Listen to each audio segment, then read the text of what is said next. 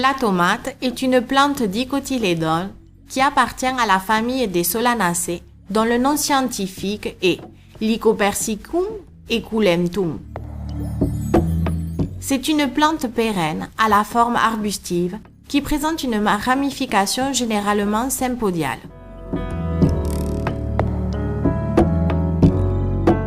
Les feuilles sont composées et imparipennées, présentant de 7 à 9 folioles. Les fleurs se regroupent en inflorescences de type racemosa par groupe de 4 à 12 fleurs. Le fruit est une baie ayant une forme globulaire dont le poids peut osciller entre 5 et 500 grammes selon les cultures.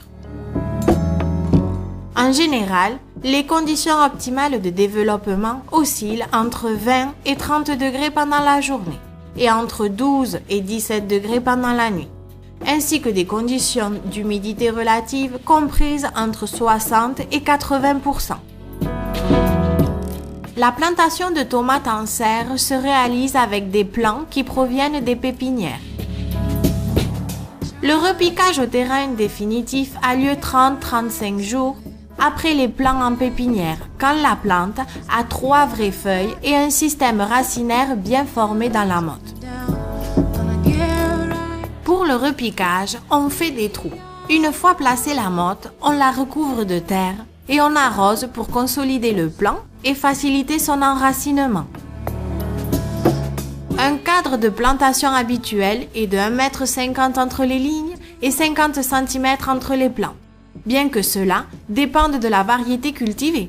Puisqu'il s'agit de plantes de taille moyenne, le cadre de plantation pourra se réduire. La tomate préfère des sols de terre meuble, sileux argileux, riches en matière organique et au pH de 5 à 7. Par ailleurs, c'est l'espèce cultivée en serre qui tolère le mieux les conditions de salinité, aussi bien du sol que de l'eau d'irrigation. Sur des cultures protégées, l'apport en eau et en nutriments se réalise de manière généralisée par l'arrosage goutte à goutte et se fera en fonction de l'état phénologique de la plante.